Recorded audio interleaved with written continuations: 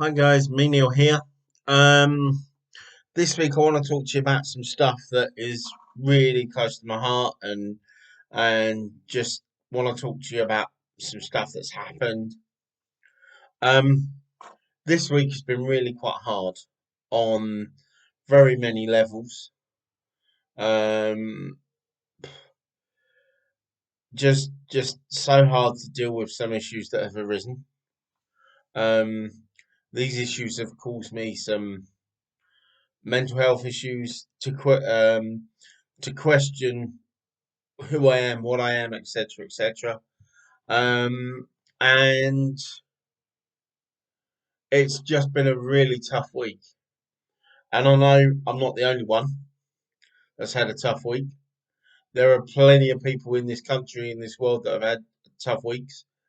Um, but again, I want to encourage you to talk to someone if you have had a tough week. Um, this week, there are many, many, many things I want to talk to you about.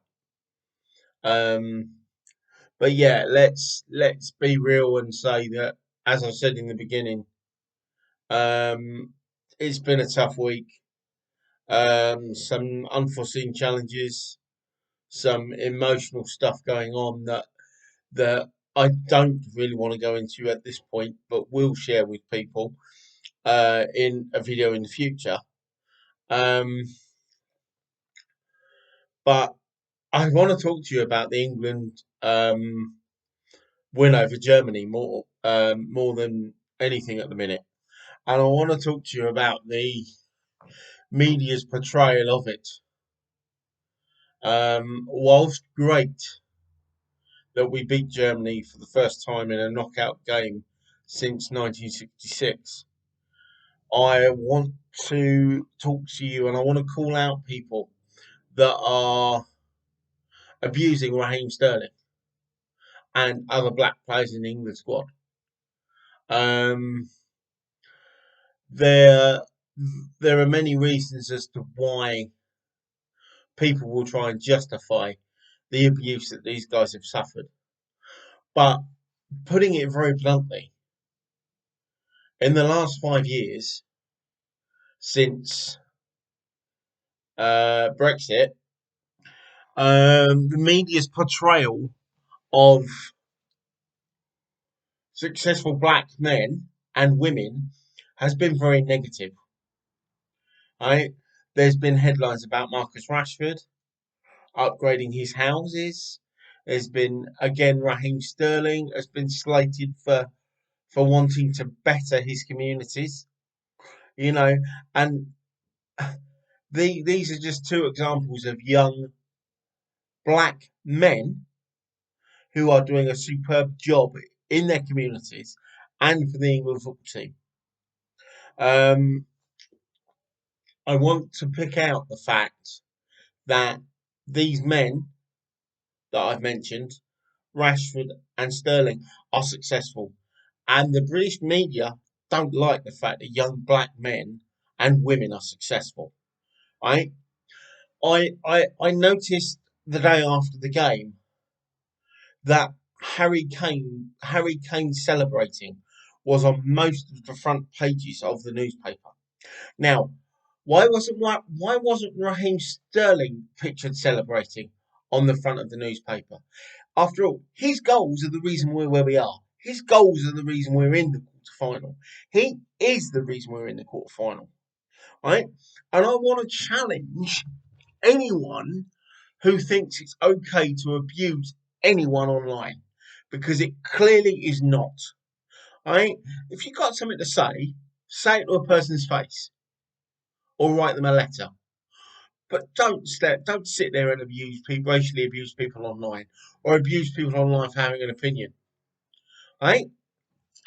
It's just the same as this little German girl that was seen crying this week at Wembley. What hideous things to say on Twitter about her her grandparents and and and some of the things that have been said to her and about her are hideous, right? So I believe, it's my belief that the social media companies need to take a look in the mirror, because actually regulation of social media is very, very hard, and I accept that. But there must be something we can do to get these trolls away from, um, you know, being able to use social media. Right now, that's my rant on this subject over with. But young black men and women in this country deserve the same amount of recognition as successful white athletes. You know, young black men and women deserve equal respect. You know, um, on another note, I'm back in the NHS, and I'm loving every second of that. That in itself has proved challenging this week. Um, but people are people. You can't please everybody, so stop trying. Is basically what I'm saying. Now, this is for me. It's just a rant. It's just an expression of my week, my time. I would like feedback on it, both positive and negative, because actually I feel that both can make me a better vlogger. You know, um, disability wise this week, it's been really interesting. I've looked at myself in the mirror this week, and I have taken some really, really powerful messages from other disabled people, and I have taken some really, really strong messages from people that I didn't know were the sorts of people that they were. And I want to give a shout out to Tom West here, because Tom West is a great young man. He's a great young man who has cerebral palsy, but he's making a way for himself in the sports photographic industry. And he's doing a great job. So I'm going to give him a shout out because he's absolutely brilliant at what he does. He's making a way for himself in the photographic industry that I just think is amazing. So we're back to, if you have a dream, believe in it, and if you have a dream, trust in the process because you'll get there.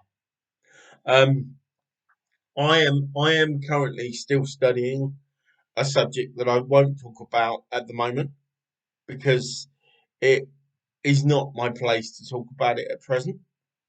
But again, I want to encourage everyone to just grab hold of the nettle this week and live it to the fullest. Live it to the fullest. And remember, every opinion is important. Your opinion on every subject matters. Don't let anyone tell you your opinion doesn't matter. Whether it be an opinion on the Prime Minister, or whether it be an opinion on the state of the England football team, or whatever situation you're in. Um, I want to give a big, big shout out to the guys at Pizza Express in Canterbury, who just are fantastic at looking after people with disabilities.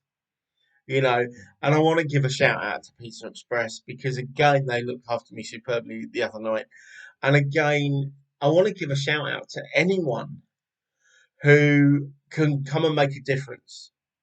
Whether it be dealing with disability or trauma, every single bit of effort anyone puts into a job is important. Doing your best is important. Always doing your best is important. As long as we live life and we enjoy it and we give 100% to everything we do, then no one can whinge. No one can moan. Look, it's better to have tried and failed than not tried at all. That is my defining message today. It's better to have tried and failed than not tried at all. Because I didn't try things until I was 40. I would listen to people. I would I would listen to people saying I can't do it. And I've made such strides in the last 4.5 years that I am really proud of what I've achieved. Now, if I can achieve the things I've achieved in 4.5 years, for those of you that want to know what I've achieved in the last 4.5 years, drop something in the comment section, and I will reply. Um, but thanks for watching. Guys and girls and people, if you like what I do and are encouraged by what you see, can I ask you to click the like and subscribe button on my channel, please? Many thanks, guys. Have a great day. See you next week.